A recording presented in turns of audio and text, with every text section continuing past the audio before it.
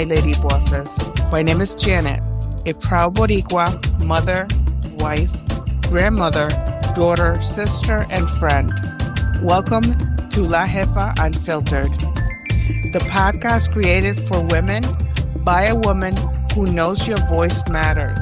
This is a space for real conversations, unfiltered truth, and growth without apologies. A space where women are empowered, inspired, and reminded that they are seen, heard, and más que enough, exactly as they are. Here we talk confidence, purpose, self-love, balance, and the courage it takes to step fully into your power. We celebrate strength, softness, resilience, authenticity, and the beauty of becoming. No masks, no perfections, just real life, honest conversations, and empowerment. Sin filtro. So take a breath, take space, and walk boldly.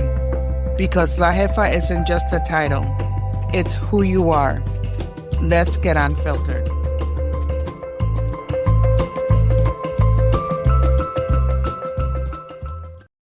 Hola, hola, mi jefas. Hello, my lady bosses. And welcome back to La Jefa Unfiltered. Before we dive into today's episode, I wanted to start with something from the heart. First, I wanted to acknowledge that the past month has been incredibly difficult for me and my family. As many of you know, my dad underwent open heart surgery. And during that time, life looked very different than it normally does. There were moments filled with uncertainty, fear, exhaustion, and a lot of emotions that I didn't always have the words for. Like many eldest daughters, I immediately shifted into caretaker mode. I focused on my family, on helping where I could, on supporting my parents, and on making sure everyone around me was okay. But something else happened during this season. I was forced to practice what I preach. I had to give myself permission to pause, permission to step away, permission to rest, permission to put my family first, permission to prioritize my mental and emotional well-being. That's why episode 12 took a little longer than usual to arrive. Not because I didn't care, not because I wasn't committed, because sometimes the strongest thing we could do is recognize when we need to slow down.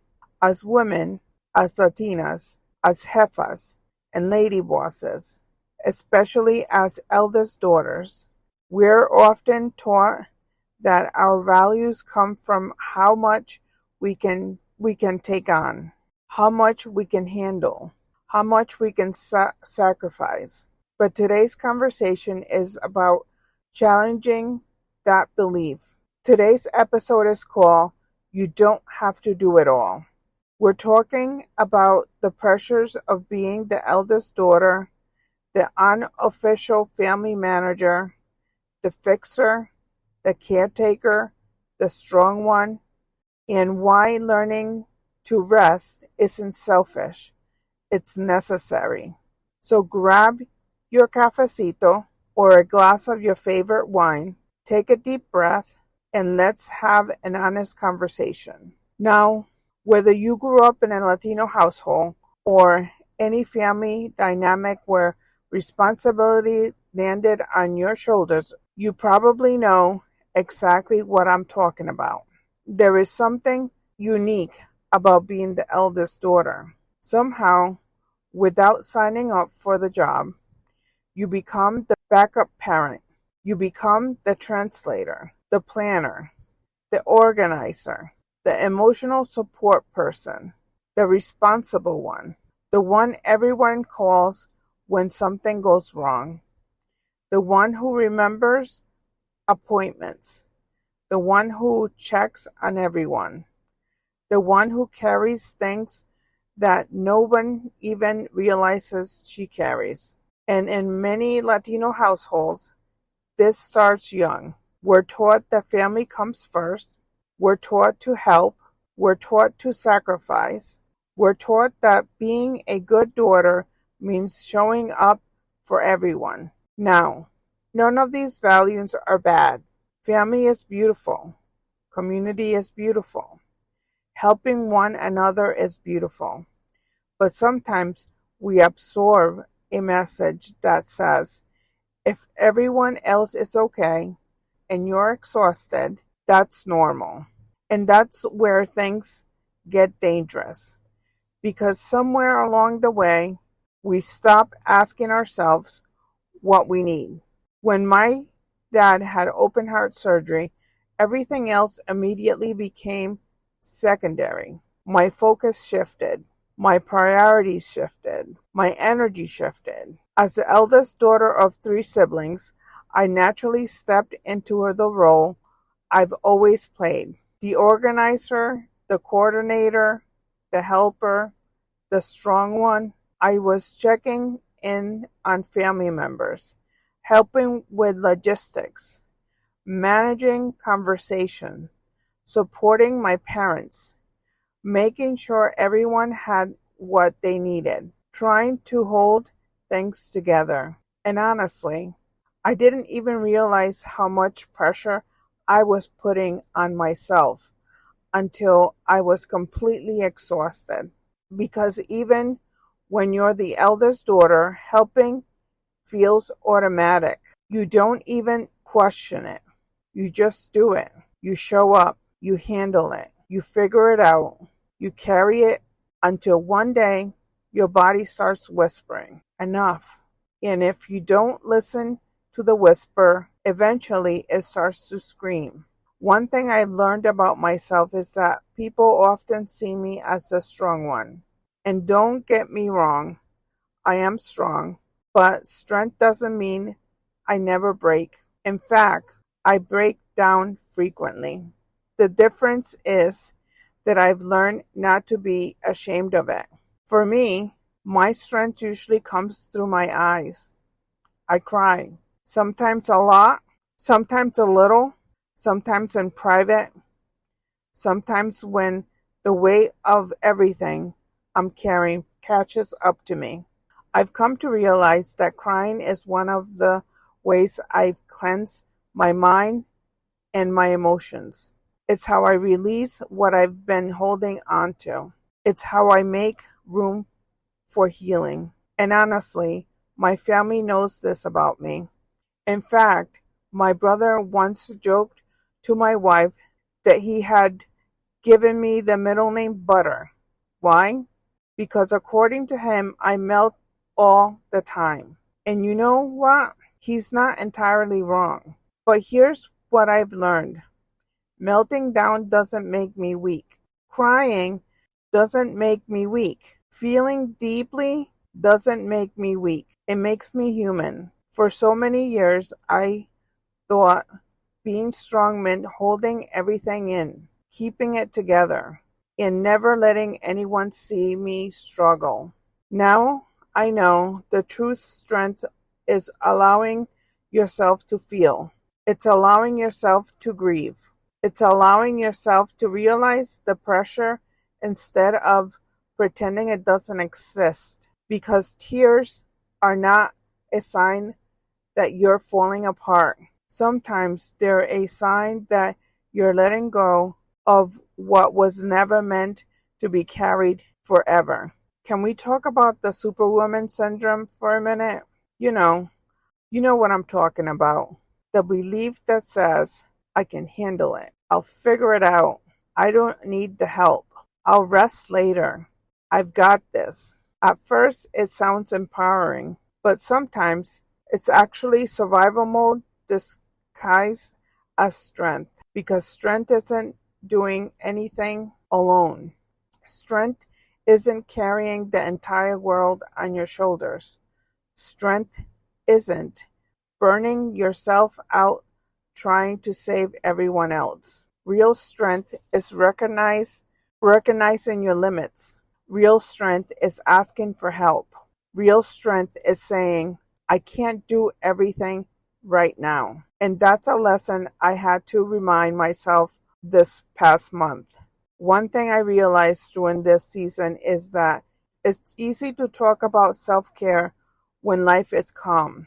It's easy to talk about boundaries when everything is going well. It's easy to talk about rest when no one needs anything from you. The real test comes when life gets hard. The real test comes when something you love, the real test comes when someone you love is hurting. The real test comes when everyone needs a piece of you. And during the season, I had to make a choice. I could keep pushing, keep producing, keep showing up online, keep recording, keep pretending I was okay. Or I could practice what I teach. I could take a step back. I could prioritize my family. I could prioritize my mental health. I could allow myself to rest. And that's exactly what I did. Not because I was giving up, not because I didn't care, but because I care enough about myself to recognize I needed it. Let's normalize something. Rest is not a reward. Rest is a requirement. You do not have to earn it. You do not have to reach burnout first. You do not have to collapse before you're allowed to slow down. Rest is productive because rest restores you. Rest helps think clearly. Rest helps you think clearly. Rest helps you show up better. Rest helps your body heal. Rest helps your mind recover. Rest allows you to continue the journey without breaking yourself in the process. And I know some of you are listening right now thinking, but who's going to do everything if I stop? The truth, everything doesn't have to be done by you. Read this again. Everything does not have to be done by you. To every elder's daughter listening today, I see you. I see the responsibilities you've carried. I see the pressure. I see the expectations. I see the emotional labor. I see the invisible work nobody thanks you for. But I need you to hear this. Your value does not come from how much you sacrifice. Your worth does not come from how much you carry. Your love is not measured by how exhausted you become. You are allowed to ask for help. You are allowed to say no. You are allowed to rest. You are allowed to choose yourself. And choosing yourself does not mean you're choosing against your family. You're choosing sustainability. It means you're choosing health. It means you're choosing longevity. Because you cannot pour from an empty cup forever. As I sit here recording this episode, my dad is continuing his recovery journey. And for that, I'm incredibly grateful. This experience reminded me that life can change in an instant. It reminds me how important family is. It reminds me how important community is. It also reminds me that even the strong ones need support. Even the caregivers need care. Even the eldest daughter needs rest. This doesn't mean I did it all on my own, and I want to thank those who stepped up to help. So if you've been carrying the weight of the world lately, let this be your permission slip. Jefas, lady bosses, you don't have to do it all. Take a nap. Ask for help. Postpone the project. Take the mental health day. Put yourself on your own priority list.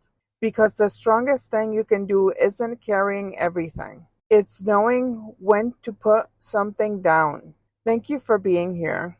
Thank you for giving me the space to step away when I needed it. Thank you for your prayers, your messages, your support, and your understanding during this season.